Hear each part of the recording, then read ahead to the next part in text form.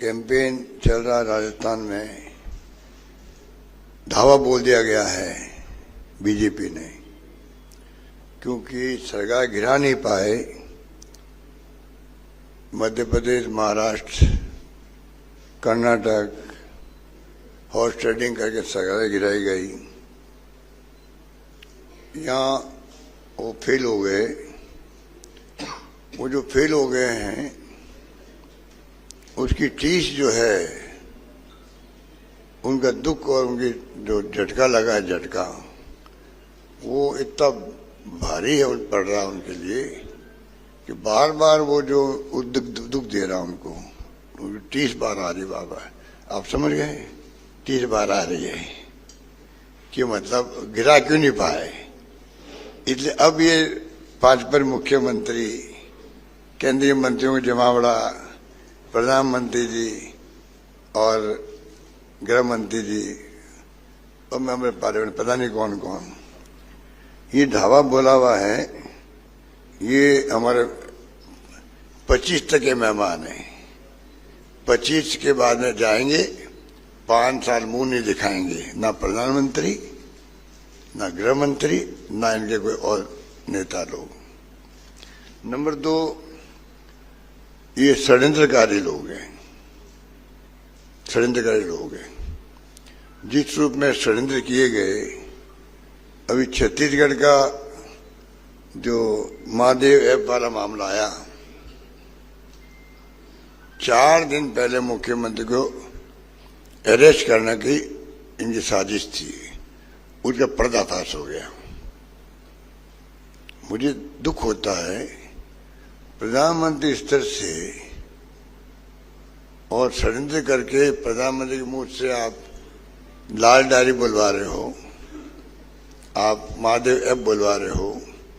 पहले प्लानिंग करते हैं, 7 दिन पहले की प्लानिंग कि लाल रंग रखेंगे, डायरी का रखेंगे नाम, फिर लाल डायरी का जिक्र होगा असेंबली के अंदर, फिर यहाँ के नेता प्रेस कॉन्फ्रेंस करेंगे और फिर सीकर के अंदर प्रधानमंत्री आएंगे तो उनसे बुलवाएंगे लाल डायरी, तो बहुत बड़ा इश्यू बन जाएगा।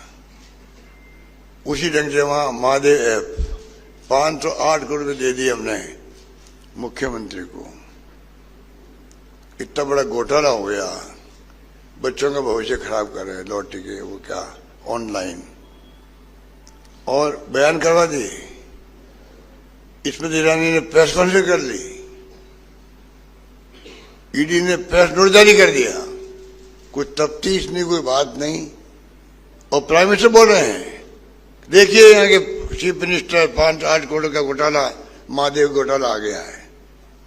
पूरा षड्यंत्र था उनको अरेस्ट करने का।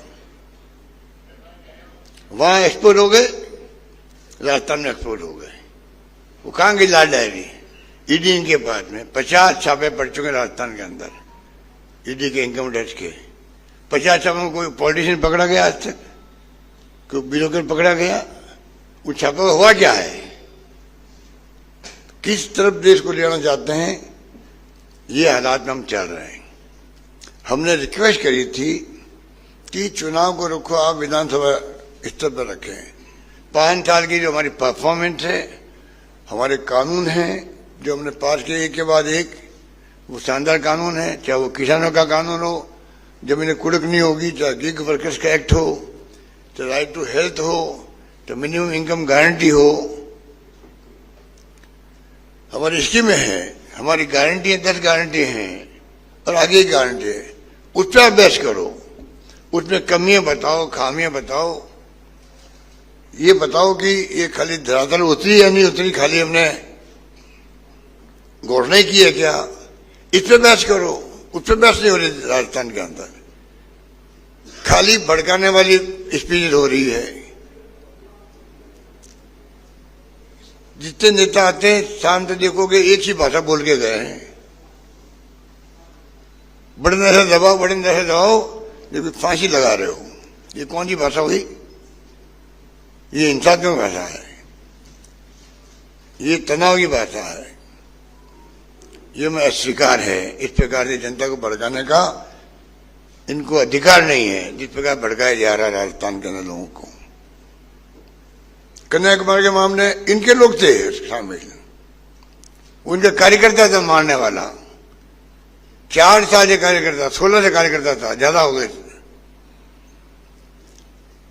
उनके स्वागत किए गए इन लोगों ने, उनको छुड़ाया गया थाने से, वहां के डिप्टी मेयर ने छुड़ाया, वहां के अन्य नेताओं ने छुड़ाया इन लोगों को, और बार बार कन्हैयालाल की बात करते हैं। विज्ञापन देते हैं लोग। देखो आप, हमारा विज्ञापन देखिए आप, सकारात्मक विज्ञापन है जिसमें हम लोग सही वोट देने का लाभ क्या है, गलत वोट देने का क्या नुकसान हो जाएगा, हम अपनी बात करें, कांग्रेस फिर देगा। और ये बच्चे, ये बच्चों को क्या शिक्षा दे रहे हैं, ये विज्ञापन इनका है। इनके वक्त में सील ब्लास्ट हुआ, इनके वक्त में खामी रखी गई तफ्तीश के अंदर, जिस कारण अभी छोड़ दिए गए हाईकोर्ट ने। हमने एसएलपी दायर की है सुप्रीम कोर्ट के अंदर, और क्या क्या ये घटनाएं जो बताई गई इसके अंदर, चाहते गए लोग इस प्रकार से। तो कहने का मतलब ये है कि हालात जो है आपके सामने हैं। जब मैं इंचार्ज था वहां पर गुजरात के अंदर 17 के अंदर, प्रधानमंत्री जो अभिनेता भी तो हैं, जिस रूप में अभिनय करते हैं वो, मैं ओबीसी का हूं, मैं नीच हूं, मुझे नीच कह दिया। कमाल है, किसी ने नीच नहीं कहा उनको उस वक्त में, किसी ने नीच नहीं कहा, और एकदम माहौल बना दिया।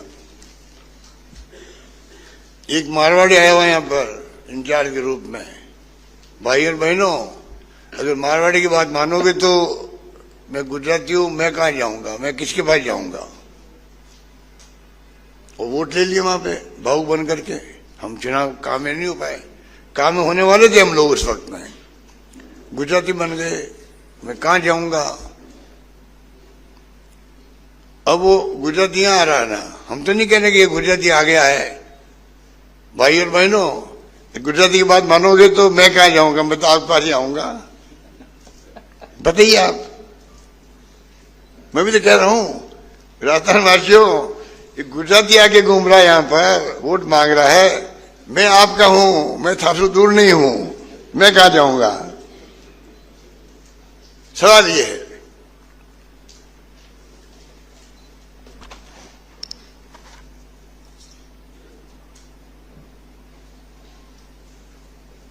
अब कह दिया कि मैं गारंटी देता हूं 4थी बार मुख्यमंत्री नहीं बनेगा, अगली बार मुख्यमंत्री वापस नहीं बनेंगे।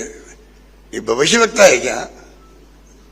खुद तो भविष्यवाणी कर रहा है, अगली बार मैं ही प्राइम मिनिस्टर होऊंगा, मैं ही लाल किले पे आऊंगा, मैं योजना बनाऊंगा। और 5 साल के लिए आप अनाउंसमेंट कर रहे हो, चुनाव चलते हुए किसान नीति की बात हो, 5 साल के राशन की बात हो। ये क्या है? इलेक्शन कमीशन ऑफ इंडिया को दिखता कि वो क्या बोल रहे हैं, वो क्या घोषणाएं हो रही है चुनाव चलते हुए। आज जो बुलाया गया आप लोगों को, ये बुलाया गया गारंटी, 7 गारंटी हमारी जो घर घर पहुंच गई है। और मुझे कहते हो घर है तो 1 करोड़ का आंकड़ा लगभग टच कर लिया, 1 करोड़ का आंकड़ा टच कर लिया।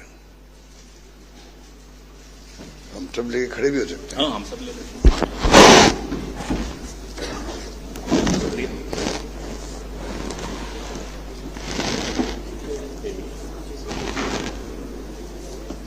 ये लगे क्या? ये ठीक है, ये ठीक है, पहले इसको यही नीचे लगा, नीचे लगा, उल्टा नहीं रह गई, उल्टा तो नहीं है, सीधा सीधा रहेगा।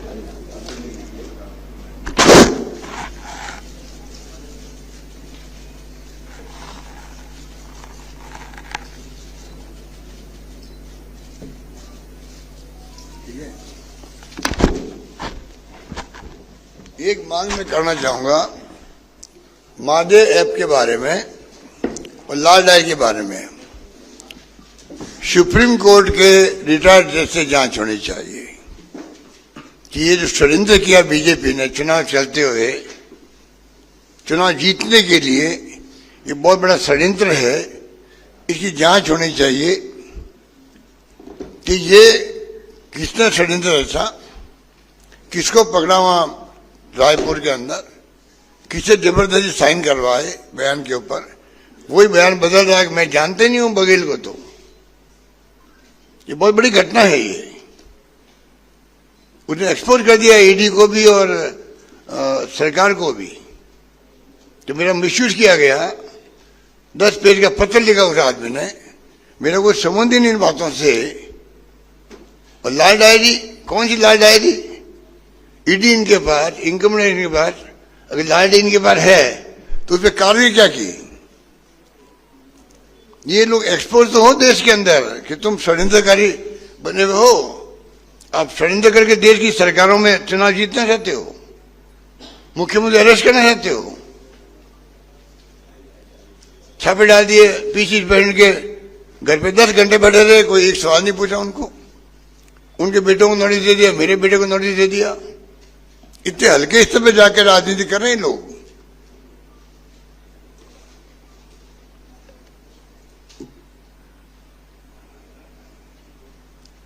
एमआरसी कैंप लगे थे तो 2 महीने में करीब 1 करोड़ 80 लाख परिवार आए थे और अभी 27 दिन के अंदर 1 करोड़ से अधिक परिवार जुड़े हैं। ये जनता का विश्वास है हमारे ऊपर, ये मैं निवेदन करना चाहता हूं।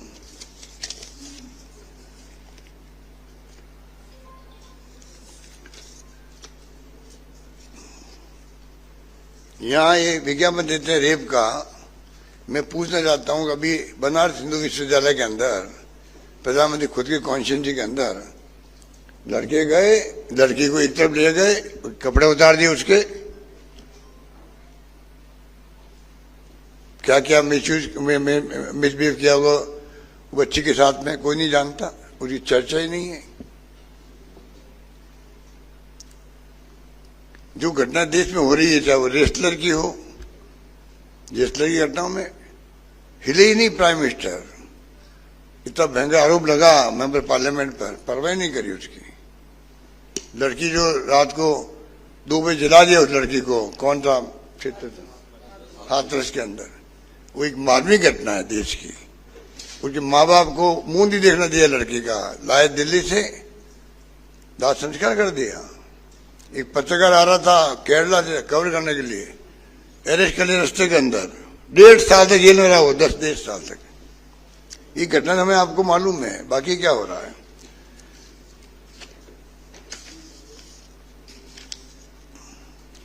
इसलिए मैं आपको एक प्रेस नोट बांट देंगे आपको बाद में। खाली मैं आपको चंद बातें कहना चाहूंगा कि जिस रूप में इनके पास ना मुद्दे हैं ना प्रचार की रूपरेखा है, रोज कैंपेन बदलते हैं, उस पर आते नहीं है। हमारी जो कैंपेन होना चाहिए स्टेट लेवल का, विधानसभा चुनाव के हिसाब से, वो नहीं कर रहे हैं और खाली भड़काने वाली भाषण देके चले जाते हैं।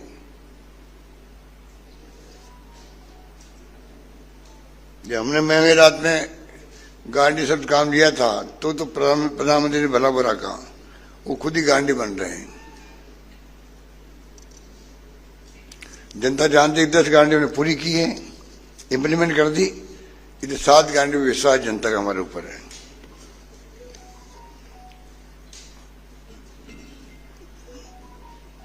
घर घर के अंदर चर्चा है। कोई भी राजस्थान आपको नहीं कहेगा सरकार के विरोध में कोई एंटी इनकम्बेंसी है। ये बहुत बड़ी उपलब्धि हमारी है। सरकार किसी पार्टी की हो, एंटी इनकम्बेंसी पैदा होती है। पहला राज्य राजस्थान है देश के अंदर जहां पर किसी प्रकार की एंटी इनकम्बेंसी नहीं है। केरला के अंदर कोविड में अच्छा काम करने सरकार अगर रिपीट हो सकती है तो राजस्थान में कोविड में शानदार काम किया, भीलवाड़ा मॉडल बन गया और बाकी स्कीम इतनी लाए, हम लेके आए, रोज बता रहे हैं आपको हम लोग। यहाँ सरकार रिपीट क्यों नहीं होगी? अवश्य सरकार रिपीट होने जा रही है।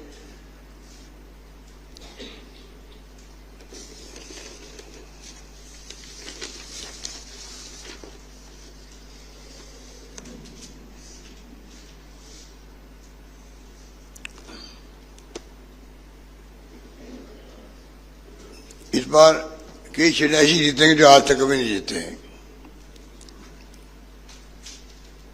हमारे घोषणा पत्र में जो वादे किए हैं उसको लोग देख के उत्साहित हैं राजस्थान के अंदर, और बीजेपी घोषणा पत्र देख के निराश हुए हैं। मैंने कहा था होमवर्क पूरा नहीं किया, हमारी स्कीमों को ही ग्राफ आगे लिख दिया।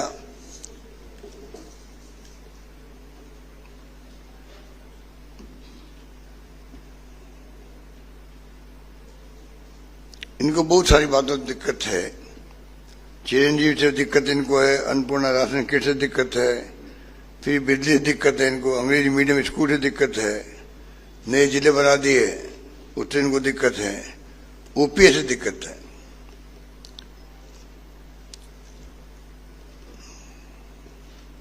रात में बदनामी भी हो रही है इनकी विज्ञापनों से, इतना मैं कह सकता हूं।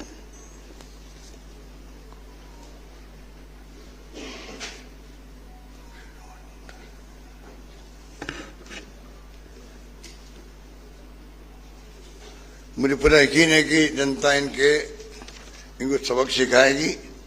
जो इनकी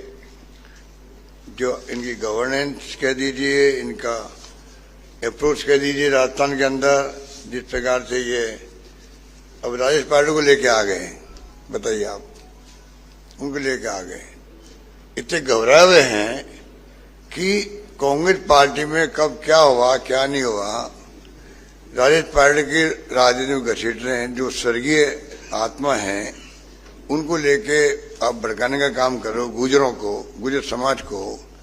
और गुजर समाज इस बात को भली भांति जानता है, उनको कुछ लोग भड़का रहे हैं, जिसमें हमारे बीजेपी के लोग हैं ही हैं, जो राजेश पार्टी को भी लेके आगे घसीट करके। मैं पूछना चाहता हूं कि जो भड़काने वाले लोग हैं उनकी पार्टी ने 22 बार फायरिंग करी थी, 22 फायरिंग हुई है उस वक्त में सोयला में हुई थी, चौंक में, घरसाना में हुई, प्रसाद में, गुजरों तो हुई है।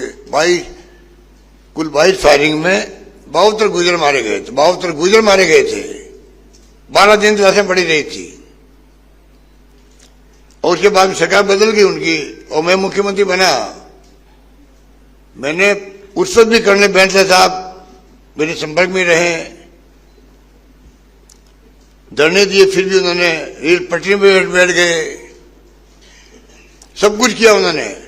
हमने प्यार से, भाईचारे समझाई से उनको उठाया बार बार। हमने आरक्षण दिया 1% फिर 5% दिया। आज सैकड़ों लोग आरएस बन रहे हैं, डॉक्टर बन रहे हैं उनके गुजर समाज के।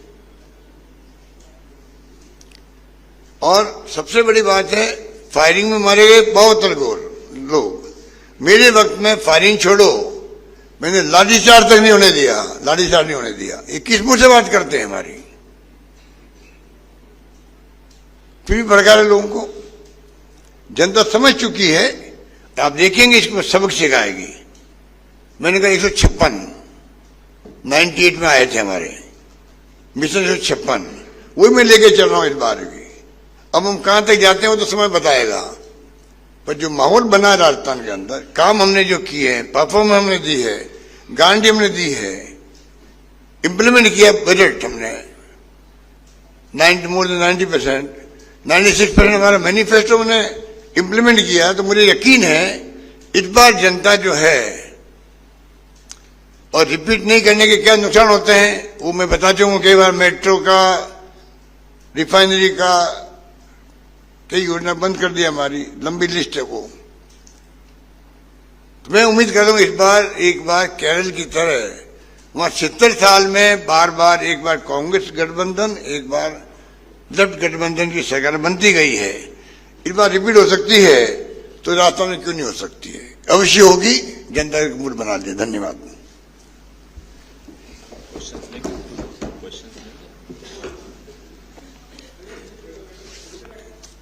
अब 3 के बाद ही क्वेश्चन देना यार, पूछना कर रहे हैं।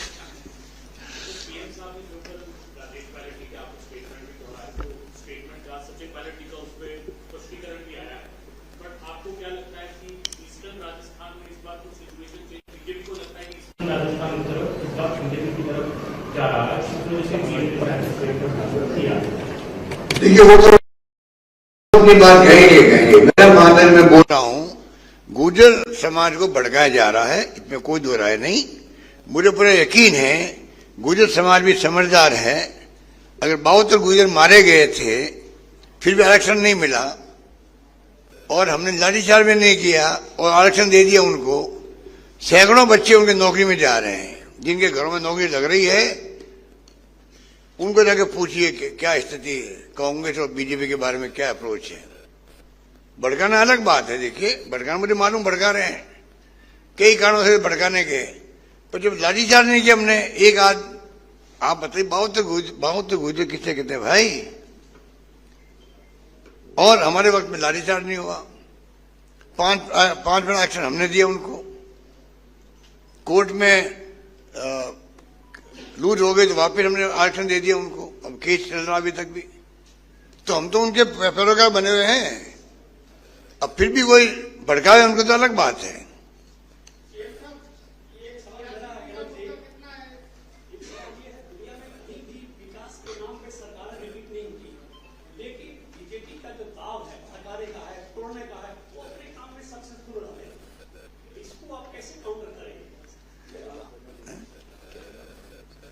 मैं आपको ही तो समझा रहा था कि अगर एक कोरोना के मैनेजमेंट से कैडर गवर्नमेंट रिपीट हो सकती है, तो हमने तो कोरोना मैनेजमेंट के अलावा भी कोरोना का शानदार मैनेजमेंट था, भीलवाड़ा मॉडल बन गया, कोई भूखा नहीं सोएगा मैंने कहा, करके दिखा दिया, अच्छा इलाज किया, कोई ऑक्सीजन से मरा नहीं राजस्थान के अंदर, शानदार काम हुआ।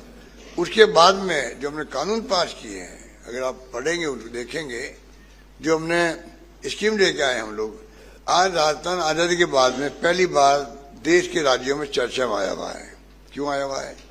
अन्य राज्य सरकारें यहाँ अधिकारियों को भेजती है पूछने के लिए आपने ओपीएस लागू कैसे किया, आपकी चीनी योजना के बैकग्राउंड में कैसे हम इसको इम्प्लीमेंट कर सकते हैं कि हमारे यहाँ पे भी आप सोच सकते हैं 6-7 राज्यों के लोग तो आ चुके हैं। तो हमारी स्कीमें भी शानदार है, हमारी परफॉर्मेंस भी शानदार है 5 साल की, और मैं समझता हूं उनको तकलीफ एक ही है, हॉर्स ट्रेडिंग करने के बावजूद भी सरकार नहीं गिरा पाए।